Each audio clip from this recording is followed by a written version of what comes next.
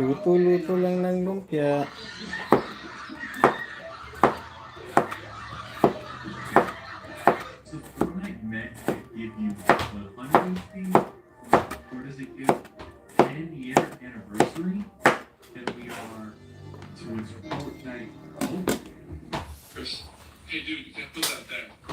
So mainit.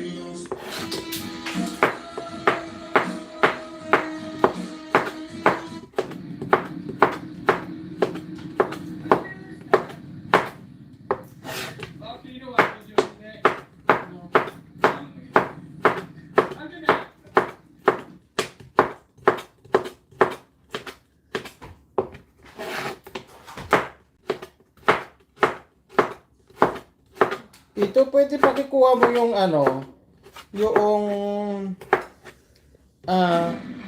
yung tripod ko doon sa kwarto namin, doon malapit sa office.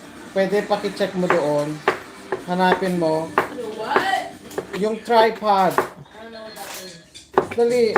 I don't know what a tripod is. Boy, yes you do. No, I don't. Patayin na yung TV. Wala naman nakikinig sa akin eh. Ito!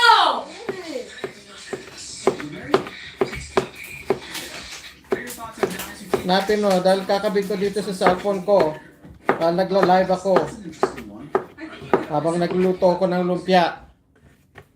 Para marami kapanood kung paano gumawa ng ano, vegetable lumpia. Yan. Yan. Ito gawa! Oh, yan naman pala eh. Akala ko hindi mo alam. I don't know what it is. Loko mo naman ako eh. Yan.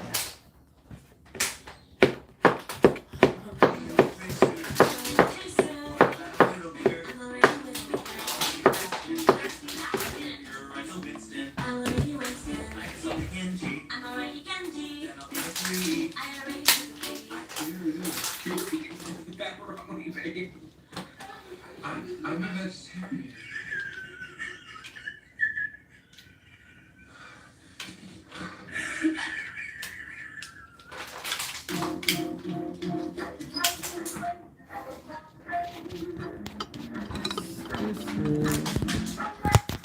Oops, sorry.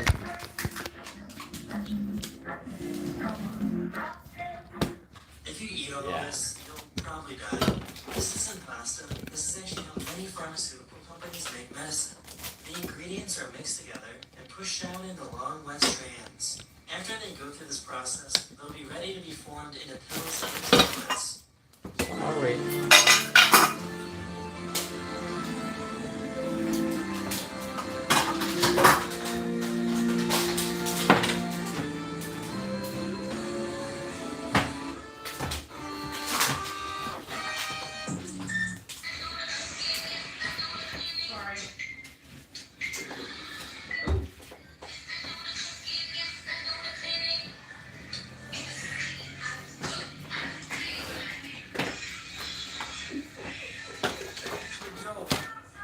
What's it going today?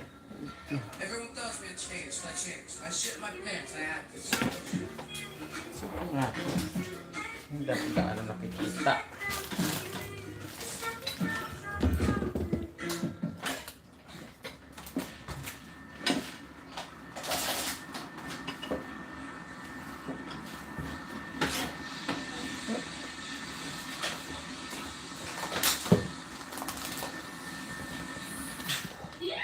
ladies. I know this is pretty random and weird, but can I take you guys on a date sometime? Sorry? Can I take you guys on a date sometime? I'm a dude. Oh, you're a dude? I'm sorry. I couldn't tell. What is that? Other lesbian? No. She thinks, like, she identifies as a man. So she's like, no, I'm a dude. Daddy's not laughing. I'm a dude, huh?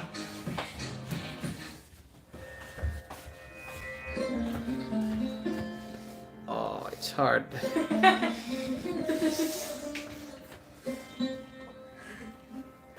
Hello! Wala pang nanonood. Okay. Habang wala pang nanonood, prepare lang.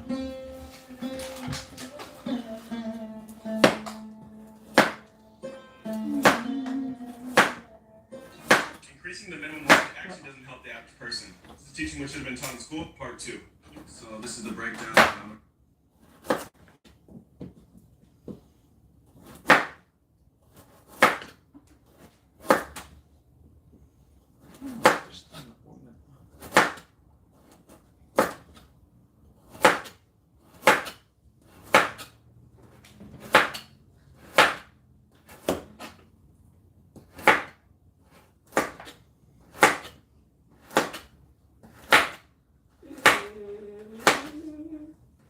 Ito, buksan mo nga yung i-on mo nga yung AC natin. It's really hot. I'm sweating now. Me too. Come on. Ito! Why are you doing it? Because Daddy told you. A normal-looking adventuring party with a man dressed as a modern-day Candyman is exploring a dungeon. The out-of-place man is called Sekun, and he opens the locked door using his modern tools. The rest of the party is impressed. Behind the door, there's a treasure chest, and Seku starts unlocking it, while his comrades watch him carefully. Seku used to be. Come on now, Ito, just turn it on, please. The AC? The story follows two nations, the Empire and the Nebulous Sovereignty. The two nations are enemies because those that live in Nebulous are considered witches. The witches possess astral powers that the Empire sees as dangerous. A year ago, the same Lumpia disciple of the Empire, vegetable. freezing them. Well, it's egg roll. Vegetable egg roll. So, ingredients: cabbage, carrots, celery, and mungo sprout. There you go. I'm going to need that one.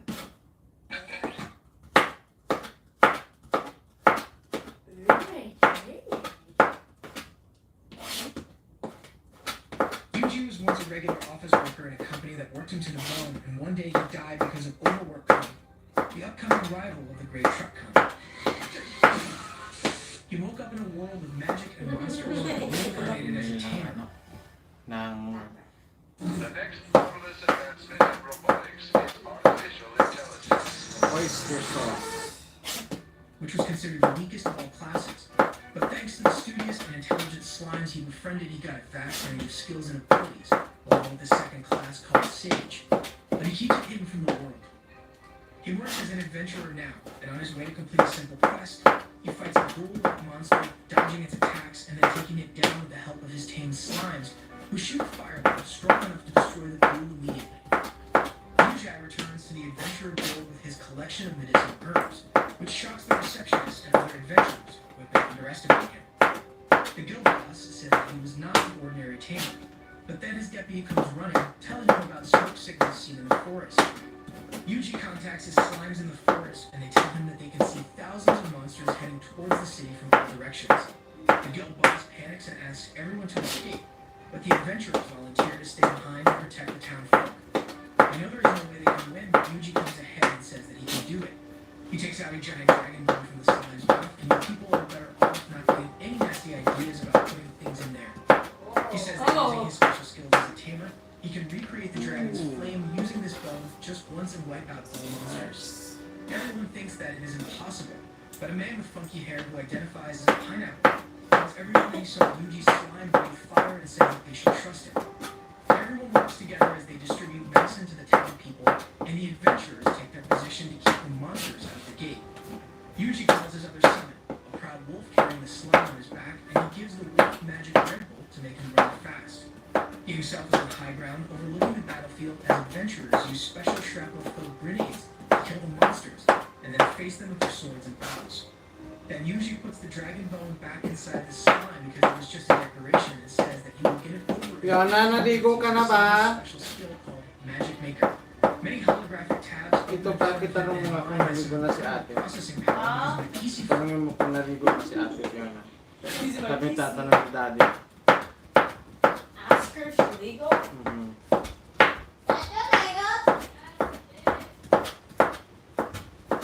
She said she did. freezes with just 2 chrome tabs. While Yuji mixes all types of magic to create a powerful spell, he gets a message from one of his friends, who is a dryad, and her team has spotted a shady guy.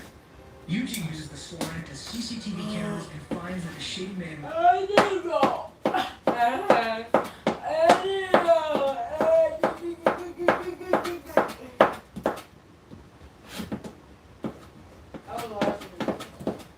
Ryuma is an 11-year-old boy who lives in a fantasy world filled with magic and mysteries. But it wasn't always like that. He used to be a normal working-class male who lived in urban Japan, slaving away in a corporate environment, following the orders of an incompetent boss, working a crappy job, and trapped in an endless circle of misery. One day, while he was sleeping, he ended up sneezing in his sleep, which led to him falling off the bed and hitting his head on the corner of the table, leading to a brain hemorrhage that killed him in his sleep. What a lame way to die. Truck Khan would be disappointed.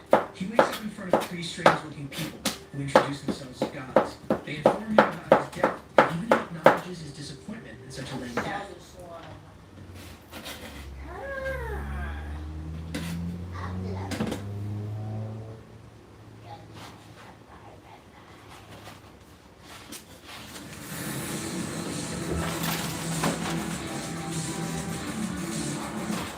Revendia is a legendary 5,000-year-old evil dragon who lives in a cave in the depths of the mountains in ancient China, where nobody dares to go unless they're really committed to being the best skeleton for Halloween.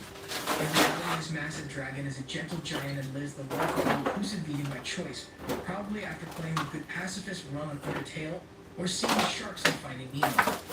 One day, he is awoken from his peaceful slumber by a young girl named Reiko, who is on her knees and offers herself to him as a sacrifice in exchange for lending his power to defeat the demon lord that terrorizes humankind. She urges him to devour her, but our dragon isn't into lotus, so he frantically rejects her offer. He explains that he only likes eating veggies and doesn't want to kill her. But she keeps insisting, claiming that she's an orphan and no one will be sad if she dies. I'm not an orphan, but nobody would be sad if I died either. In the end, Revendia convinces her that he has devoured her soul without killing her because he's cool like that.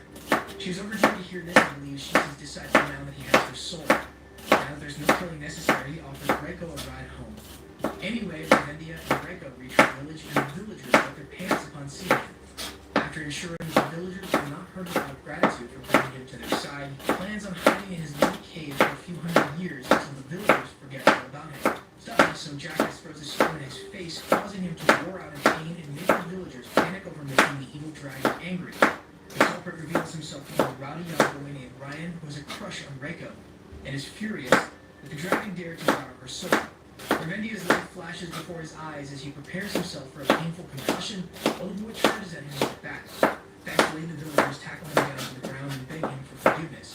He starts sobbing and begs Revendia to return Reiko's soul, and take his instead since he was originally supposed to be sacrificed but wasn't allowed to do so because he is the village's heir. Reiko simply walks up to him with cold eyes and tells him never to act rudely towards the dragon again since she is his devoted disciple. Ryan's little simp heart gets crushed. The situation gets too awkward for Revendia to deal with, so he tries to make a quick exit, but before he can, the village is invaded by a pack of 40 dark wolves, ferocious monsters that can produce clones from their shadows. Nobody is more scared than Revendia, who has no intention of dying in this village, but is peer-pressured by the people to face the wolves. He first tries the classic intimidation tactic to scare the wolves away, but they don't budge and get even more aggressive. His life is about to meet an embarrassing end after 5,000 years, but suddenly, Reiko gets on his back, believing she has unlocked within herself some of the evil dragon's strength after becoming his disciple. To Ravendia's shock, she unleashes a burst of magic that surpasses even the greatest wizards he's witnessed in his long life. With her newfound powers and expert knife skills, she massacres the wolves. After defeating them all, she gives a sweet smile to him and thanks him for lending 1/1,000,000th of his strength to help her eradicate the worthless creatures. Ravendia is left speechless. The thing is, Ravendia cannot miss the premiere of his favorite anime on Crunchyroll. But Reiko's village is a long way from home and has geo restrictions on his show. Well, it's a good thing he subscribed to Surfshark VPN, the sponsor of this video. Surfshark VPN lets you access content on streaming websites that are blocked in your region by letting you easily change your IP address within an instant to locations where they're available. No more FOMO. It's definitely served us well for making these videos because we need to watch a lot of anime. But that's not all. You can get your own bodyguard dragon on the internet through Surfshark's state-of-the-art encryption and a strict no-log policy, which adds another layer of security to your internet activity and ensures they remain hidden from prying eyes. Say goodbye to worrying about your sensitive data falling into the wrong hands because whether it's streaming, browsing, gaming, or even online shopping, Surfshark VPN has got your back, ensuring you and your wife use online safety and anonymity. If you want even more protection surfing the rough waters of the internet, Surfshark also has an antivirus that offers constant protection in the background so that you're safe from supervillain viruses and blocks unauthorized access to your camera, so you can finally get rid of that duct tape. You can use our code NRL to avail an exclusive discount, plus 3 months for free. Later, he singles out Ryan to tell him the truth about Reiko's powers in hopes that he will help her. Instead, he suspects the dragon of clearly lying to him so that he can dump all the burden of facing the demon lord on his beloved Reiko. However, sweet Reiko pulls her knife on him for being rude to her master again and ties him up. Ravendia diffuses the situation by trying to remind her that they're supposed to be friends, but she scoffs at this statement, saying Ryan repeatedly used to try to make her flee the village with clothes he made for her all because he selfishly wanted to become the dragon's sacrifice. Women. She loots his house while he's still bound and returns with one of the magician outfits he made for her. He starts blushing after seeing her in it, exposing himself to be the submissive simp that he is. She mounts Ravendia's back and promises Ryan that she and the dragon will kill the demon lord and restore peace to the village and urges Ravendia to fly. Except he doesn't know how to fly. Reiko summons the winds to lift him up and forces him to fly straight to the demon lord's lair. Knowing he has no chance against the enemy, he tries to stall by telling her that it would be wiser to assemble a small army of warriors from a nearby town to build up an even greater force. Reiko thinks he's a tactical genius and uses her clairvoyant eyes to direct them northeastward to a city called Palidona, which is populated with excellent adventure guilds. Ravendia is astonished at first to see the beautifully lit city of Palidona on the horizon, which is in direct contrast to the gloomy and dark village that Reiko came from. However, they quickly realize that beautiful lights are actually raging fires engulfing the city as the locals struggle to fend off ugly demon minions. As soon as they spot the legendary evil dragon Ravendia, they direct their arrows at him, and he can do nothing but sweat bullets in return. Reiko boldly faces the approaching arrows and demons and blows a destructive magical spell into the air, which obliterates all the demons around them in an instant. The dumbass adventurers recall Jurassic Park and think if they stand completely still, Ravendia will be able to see them. A hot redhead, General Aliente, emerges from the crowd, acknowledges that the dragon helped them defeat their invaders, and requests them both to help save the city. She points out that Palidona was initially being attacked by swarms of bird-like monsters, which the adventurers were able to handle fairly well. However, the corpses of the birds turn into self-regenerating skeleton monsters that set fire to everything they come across.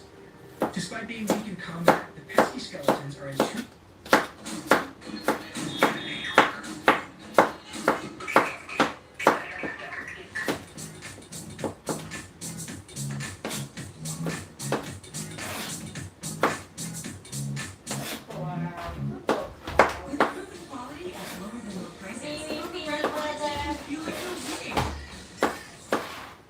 too great a number and run away as soon as they see a warrior. She requests Ravendia to reduce them to ashes without leaving any remains. Of course, he's too scared to face them, so he leaves it to Reiko, claiming that defeating them will be a good training exercise for her. Hyped up, she grows a pair of wings from her ass and turns every single bird monster into a nice Thanksgiving roast dinner. While she does a great job of becoming KFC's employee of the year, Ravendia uses the wisdom he has acquired over the millennia of his life to deduce that there must be a demon leader who is manipulating every corpse within its sight, and for it to do so, it must be at a high vantage point from where it can look down on the entire city. Elliot thanks him and immediately dispatches her men to investigate every tower and roof in the city. Reiko returns to Ravendia's side after defeating all the demons waiting for her next orders, and he prescribes her a good rest. She curls up next to him, and he covers her from the rain as she sleeps while considering leaving her under General Alien's care, believing her to be a good woman.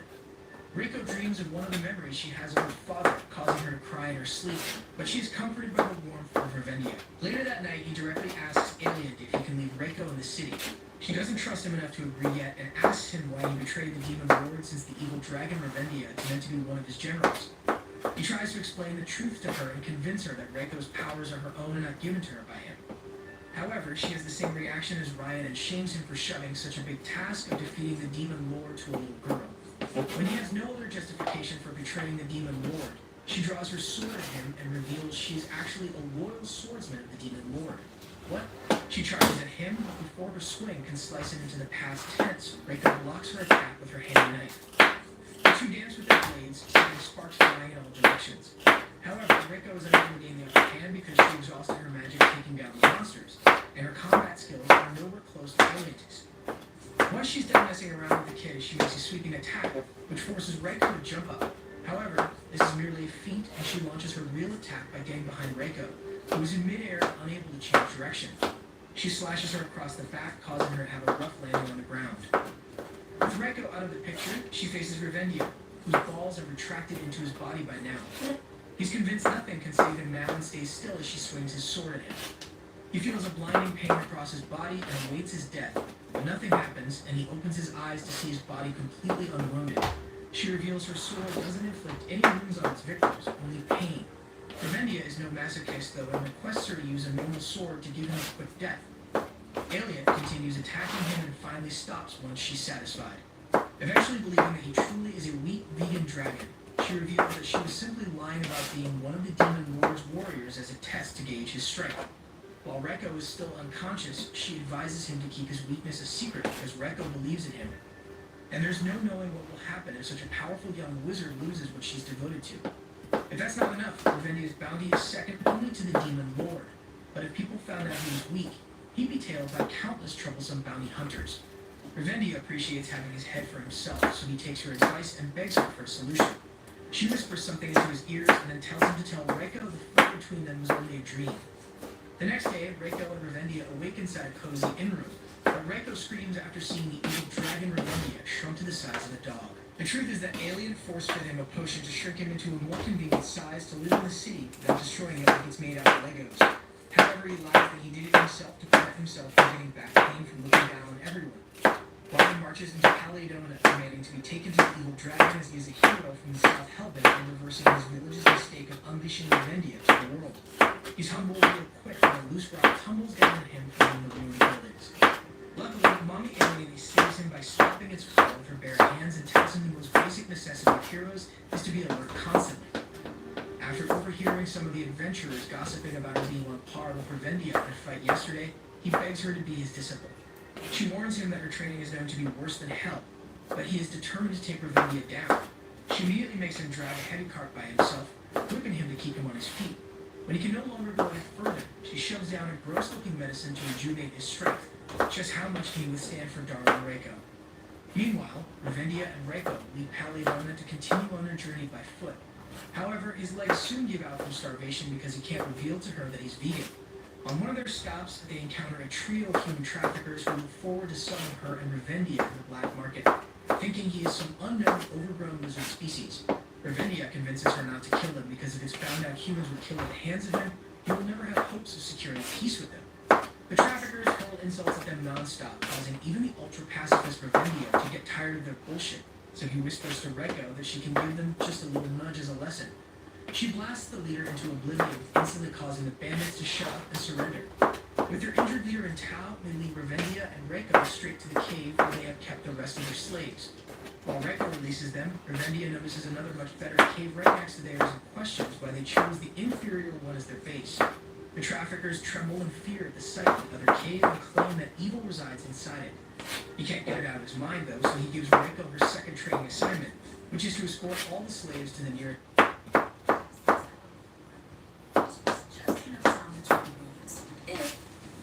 Skip the line. Explore over 300,000 travel experiences you'll remember. Do more with Flight. Breeze. Hi, use Febreze Fade Defy Plug. And I use this. Febreze has a microchip to control scent release, so it smells first stay fresh for 50 days. 50 days. If it's refillable after that, means I'll never miss a day of freshness. Febreze Plug. The nearest town for shelter and hand over the traffickers to the local authorities. As soon as she and the others have gone, he joyfully skips into the other cave, looking forward to feasting on his favorite type of shade-loving moss.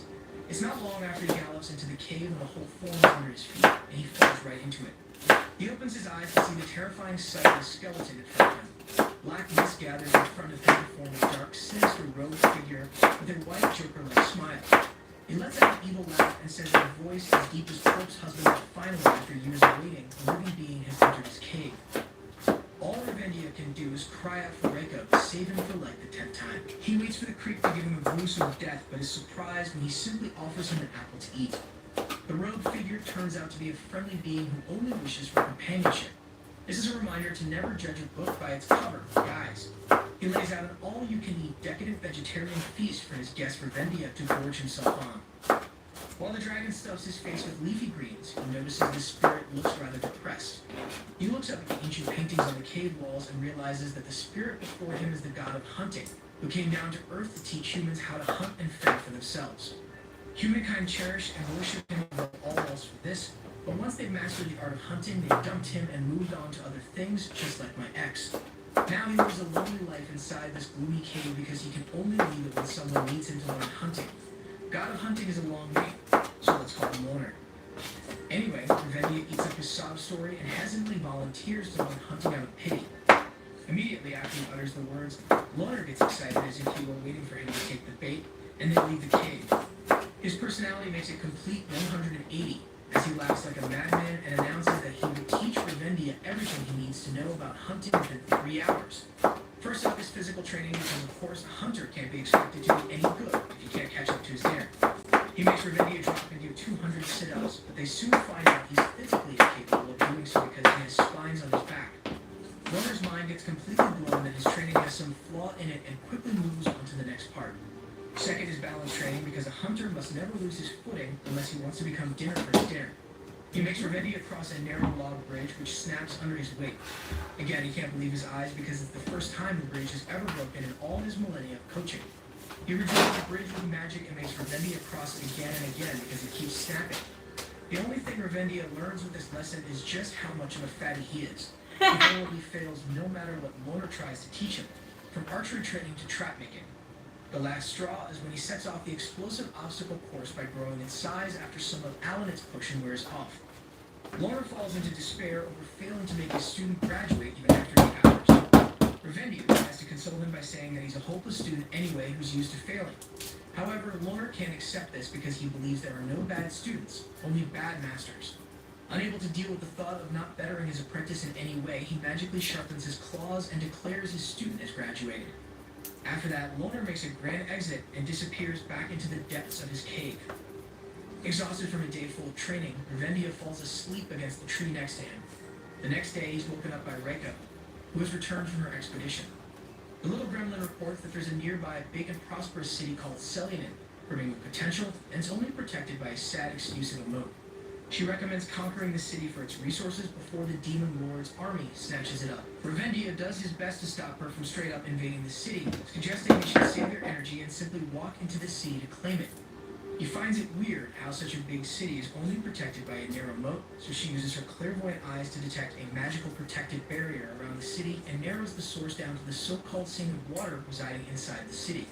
Before he can set foot into the city, the saint's voice telepathically echoes in Revendia's mind, warning him against entering Selyanin because he's not welcome.